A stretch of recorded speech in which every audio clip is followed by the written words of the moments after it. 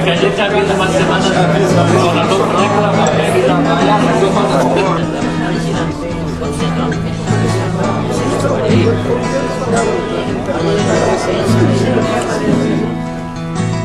Você diminui a contribuição, você está tendo uma melhoria salarial.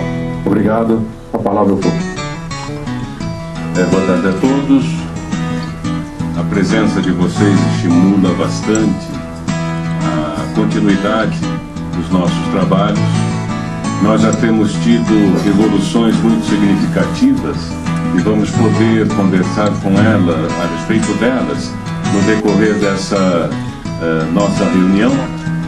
Mas eu acho que o mais importante que nós temos a fazer no início dos nossos trabalhos é ouvir os nossos nobres deputados, conhecedores que são já do que significam as PECs 555 e 270, conhecedores do ambiente em que estão e sabem da força da expressão que significa a presença tão numerosa de representantes do serviço público paulista.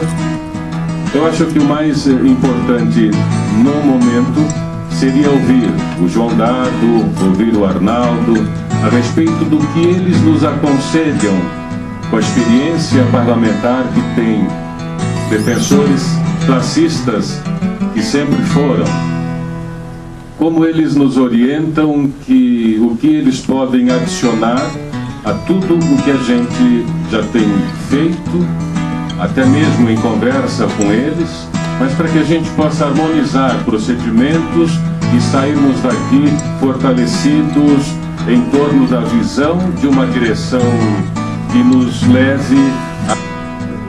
É igual o cachorro que caiu da mudança, mas assim, caiu no mar. A mudança ia por navio, ele está no mar.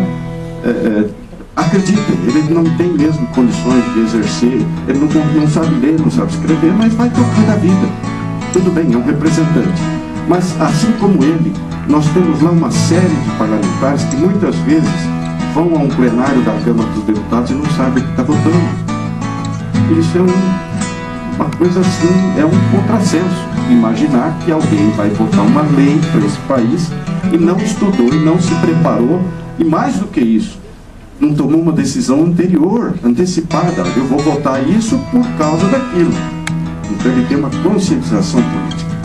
Com isso, eu penso que eu estou dando um foco maior na questão política, porque é uma oportunidade onde tem muitos representantes das entidades, e nós brigamos, aí chega na hora da campanha eleitoral. Não, isso é campanha eleitoral, deixa o povo fazer política. Quando era o momento que exatamente nós deveríamos, aí sim, estarmos mobilizados para colocarmos lá no Congresso Nacional aqueles que vão defender a sociedade, o povo, os trabalhadores, os servidores e assim por diante. O Estado brasileiro nem se fala. Se ao capital interessa fragilizar as instituições, interessa também o Estado mínimo. E esse Estado mínimo se concretiza principalmente com a perda de direitos, assim, com os cortes de direitos numa carreira. Imagine os funcionários do Bacen que entraram antes das famigeradas últimas reformas previdenciárias, eles têm uma certa paridade. Os futuros já não têm, e aqui eu vejo que tem alguns colegas do Bacen mais novos. Quando eu sou do Fisco Estadual, hoje, quando eu chego numa plateia do Fisco, eu pergunto quem que são os novos colegas. Aí o pessoal levanta a mão e eu digo, olha, vocês comecem a brigar em triplo, em quádruplo, porque na realidade, se nós estamos maus, vocês estão muito piores. Ou seja, o futuro do servidor público. E eu vejo que questões como estas, não só da tributação, na questão dos 11% dos aposentados e dos pensionistas, mas também na questão das políticas públicas, das políticas sociais que estão sendo sacrificadas há bastante tempo no país. A minha preocupação é que os recursos, como já foi dito pelo Dado, estão sendo canalizados para o outro lado. Que a gente está colocando, e também lembrar vocês de uma coisa que a gente não pode deixar de trabalhar. Paralelamente, nós temos que trabalhar, porque o governo está com uma sede bastante grande, deve ter amainado nos últimos 15 dias, de aprovar aquele projeto de previdência complementar,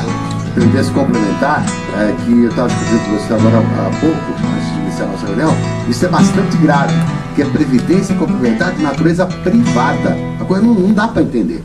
Previdência complementar de natureza privada para o servidor público, uma coisa assim inexplicável. Então a gente não pode esquecer também que, além da briga contra a 555, ficar atento para a questão desse projeto de lei da previdência complementar de natureza privada, que é uma coisa que estava caminhando a passos largos na Comissão de Trabalho. Inclusive o próprio presidente da comissão abocou a relatoria para dar celeridade. Nós temos que trabalhar no sentido de também atrapalhar a tramitação desse projeto. E Arnaldo, só lembrando, ele está numa agenda no interior de São Paulo hoje. Eu tinha fechado essa agenda, está lá na região de Jaú, né? Mas de qualquer modo, assim, o deputado já se comprometeu em várias ocasiões, inclusive já fez pronunciamento lá no plenário da Câmara. Ainda dizem que não tem mais dívida. Então, o Cidal passou a liderar um movimento em apoio à dívida cidadã da Maria Lúcia Fatorelli, e nós estamos trazendo todos esses dados e vamos fazer um trabalho de divulgação. Algumas entidades nacionais estavam presentes e nós vamos tocar isso com o maior empenho. Por quê? Porque isso é a maior argumentação que a gente tem para a gente combater um outro PL que não foi citado aqui, ou foi não passando, que é o 549. Por que o governo quer aprovar o PL 549? Porque ele precisa aumentar o superávit para poder pagar juros. Então, do lado de cá, você tem 45% para pagamento de juros, tem 22% de orçamento da Previdência, repasses e não sobra muita coisa. Então, o governo colocou no ano passado, né, o Romero Jucá colocou um projeto de lei em que ele tenta limitar o aumento das despesas em 2% durante 10 anos. Ou seja, ele tenta ali evitar aumento de servidor, evitar contratações, evitar ampliação de entidades ou de instituições públicas, e defende ali o Estado mínimo, né? Por isso é que a gente está trabalhando em cima do PL 549. Se o PL 549 for aprovado, nós vamos ficar 10 anos sem um reajuste, né? Então, ele também faz parte da nossa pauta, assim como o 270, 555 também. Sobre o 270, eu queria fazer um alerta aqui. Nós tivemos aqui alguns depoimentos dos nossos colegas aposentados do Banco Central, onde eles perderam 2/3 da sua renda, né? E quando a gente fala, ninguém acredita. Eu vi um contra-cheque com 1/3 do valor. Era um colega recém